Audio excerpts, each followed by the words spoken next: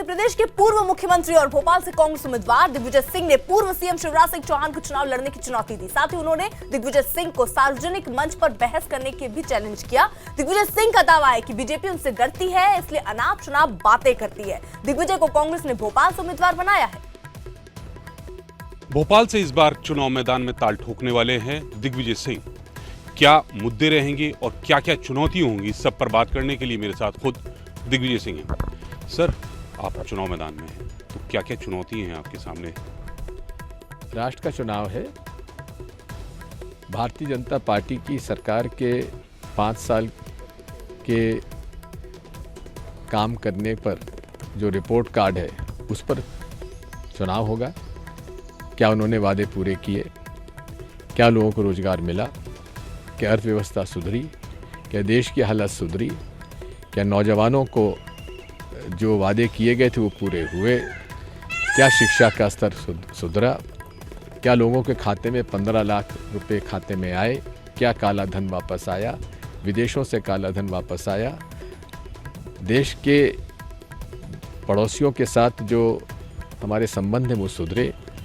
ये सारे मुद्दों पर चर्चा होगी, बहस होगी और मतदान होगा। तो ये मान लिया जाए कि इस बार जो चुनाव होगा भोपाल में वो दिग्विजय सिंह वर्सेस नरेंद्र मोदी होगा, क्योंकि ये मुद्दे सारे प्रधानमंत्री के हैं।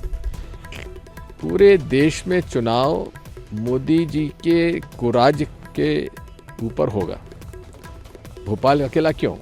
पूरे 543 सीट पर नरेंद्र मोदी के रिपोर्ट कार्ड पर उनके काम करने के तरीके, उनके वक्तव्य, उनके झूठ बोलने की आदत, उस पर चुनाव होगा।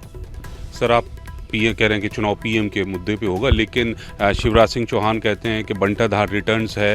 राकेश सिंह जो प्रदेश अध्यक्ष हैं वो कहते हैं कि दिग्विजय सिंह पार्टी के लिए चुनौती है, हमारे लिए चुनौती नहीं। साध्वी प्रज्ञा सिंह वो आपसे चुनाव लड़ने को तैयार है, उन्होंने तो आपको देश का दुश्मन बताया। कैलाश विजयवर्गीय वो कहते हैं कि मैं चुनाव लड़ूंगा। क्या ये लगता है कि दिग्विजय सिंह बहुत कमज़ोर हैं या वो लोग सिर्फ सुर्खियां पाने के लिए आपका नाम इस्तेमाल कर रहे हैं? मैं शुरू से कह रहा हूं, शिवराज सिंह चौहान आप मंच पे आके मुझसे बहस क्यों नहीं करते? मेरी चुनौती है उनको। भाजपा मुझसे डरती है, भयभीत रहती है, इसलिए वे दुनिया भर की अनर्गल बातें करते हैं। जिसको लड़ाना लड़ाइए, लड़ेंगे, मैदान में आइए। शिवराज सिंह चौहान हो, साध्वी प्रज्ञा हो, कोई आए मैदान में आइए, लड़ेंगे चुनाव। सर, एक दूसरा सवाल है, प्रियंका गांधी एक्टिव हो गई हैं। पहले वो बोट से जाती हैं गंगा में, अब वो ट्रेन से अयोध्या जा रही हैं। तो क्या ये भी मतलब एक तरह से चुनाव जीतने का ही रास्ता है? धर्म को ही सब इस्तेमाल, जैसे आप लोग कहते हैं भाजपा को कि भाजपा धर्म का इस्तेमाल करती है, अब प्रियंका गांधी भी उसी रास्ते पे चल रही है। आप भूल जाते हैं, महात्मा गांधी ने भी ट्रेन से सफ़र किया था, राहुल गांधी जी ने भी ट्रेन से सफ़र किया था, पंडित जवाहरलाल नेहरू ने भी किया था। अगर वो प्रयागराज से वाराणसी गई हैं तो इसमें किसी को आपत्ति क्या है? उन लोगों से मिली हैं जहां कोई नेता जाता नहीं है, इसमें क्या आपत्ति है? पूरे देश की राजनीति में सन 90 के बाद जब भारतीय जनता पार्टी संकट में थी, पूरी तरीके से सारे मुद्दे उनके समाप्त हो गए थे, तो 85 में 2 सीटें रह गई थी। उसके बाद से उन्होंने राम मंदिर का मसला उठाया और लोगों को गुमराह करते रहे।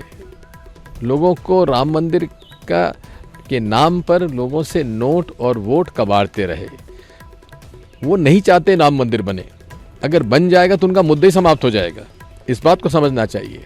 और मेरे गुरु स्वामी स्वरूपानंद जी तो एक बात कहते हैं कि वहाँ जब पूजा हो रही थी तो वहाँ मस्जिद कहाँ थी? मंदिर था जहाँ पूजा होती थी। तो उन्होंने कोई मस्जिद नहीं गिराई है, मंदिर गिराया है, जिसकी वजह से रामलला टेंट में है और खुद ने करोड़ों रुपए का अपना एयर कंडीशन दफ्तर बना लिया भाजपा ने, और सारे मंत्रियों ने सैकड़ों करोड़ रुपए कमा लिए भगवान राम के नाम पर, रामलला टेंट में बैठे हुए हैं। तो अगर प्रियंका जी वहाँ जा रही हैं तो इसमें आपत्ति क्या है?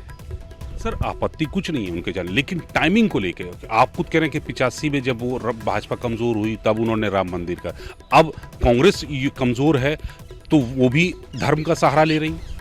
कांग्रेस ना कभी कमज़ोर थी है ना कभी कमज़ोर है। धर्म का रास्ता हम लोगों ने कभी छोड़ा ही नहीं। हम धर्म का उपयोग या दुरुपयोग कहिए राजनीति में नहीं करते। हर व्यक्ति को अपना धर्म का पालन करने की स्वतंत्रता है, इसलिए हम धर्म का उपयोग राजनीति में नहीं करते। धार्मिक जो आधार हैं, चाहे हिंदू हैं, चाहे इस्लाम हैं, चाहे जैन हैं, चाहे सिख हैं, चाहे ईसाई हैं, जो भी हैं, हर धर्म एक अच्छा नागरिक बनने का रास्ता दिखाता है। तो हम उस रास्ते पर ही चलकर राजनीति करते हैं।